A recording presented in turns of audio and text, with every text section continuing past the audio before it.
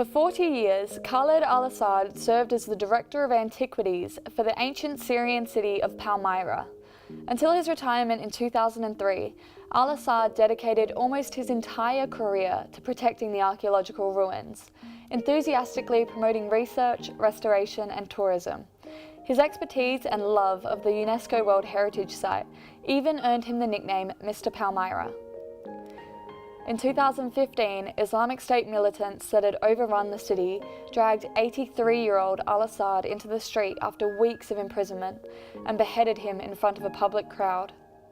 Analysts suspect he may have been executed because he refused to give up the location of valuable Palmyran artifacts, which militants would have destroyed or sold on the black market.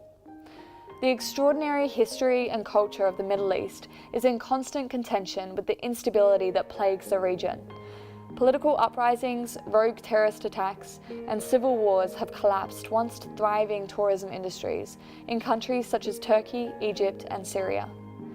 Before the Syrian civil war broke out, the country welcomed 8.5 million international tourists in 2010, 3 million more than what Australia recorded the same year. Recent terrorist attacks have haunted residents and shaken tourists in major cities around the world, including Paris, London and Sydney, and are a somber reminder that violence and unpredictability are not exclusive to the Middle East.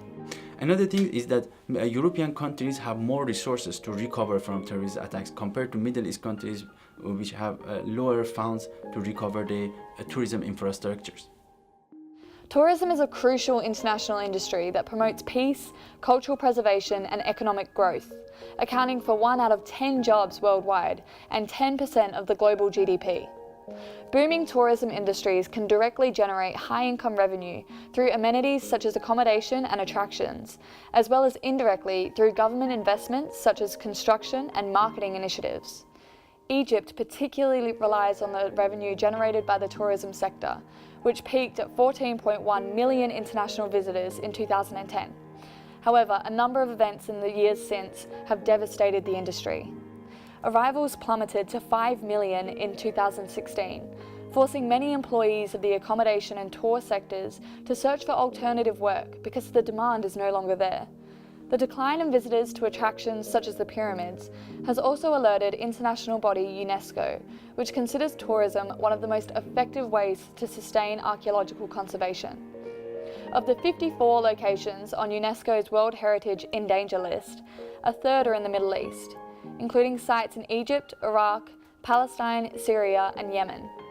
The rise of the Islamic State was a particular threat to the preservation of archaeological ruins in Iraq and Syria, as the group considers relics that predate Islam contradictory to their radical ideology.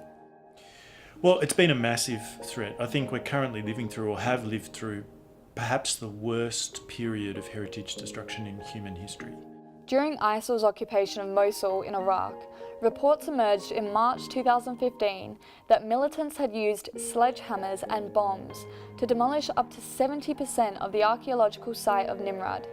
The 3,000-year-old ruins were a part of the ancient Assyrian Empire, and before the occupation were a cultural attraction that employed local Iraqis and provided international visitors a glimpse into the region's heritage.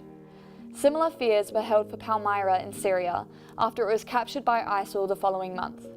The city was a physical crossroads between ancient civilizations and developed in a melting pot of Greek, Roman, Persian and Islamic influences.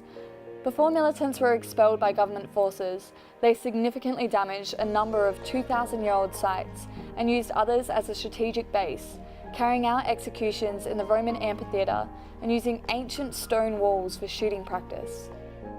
While the Middle East continues to struggle with both the aftermath and prospect of instability, the region's tourism industries have begun to show promising signs of recovery. In the first 6 months of 2017, global tourism growth was highest in the Middle East, with a 9% increase in international arrivals. Palestine and Egypt also claimed the first and second spots on the World Tourism Organization's fastest growing destinations list. The tourism industry has proven resilient in the past, and it's expected that as consumer confidence returns in the years to come, the region will continue to bounce back from both the economic and physical damage inflicted by recent events.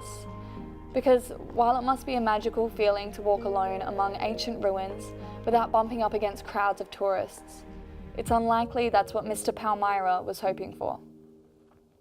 We have to go to a break, but stick around as field archaeologist Associate Professor Andrew Jamison joins us in the studio to talk about his experience uncovering ancient sites and artifacts in Egypt and Syria.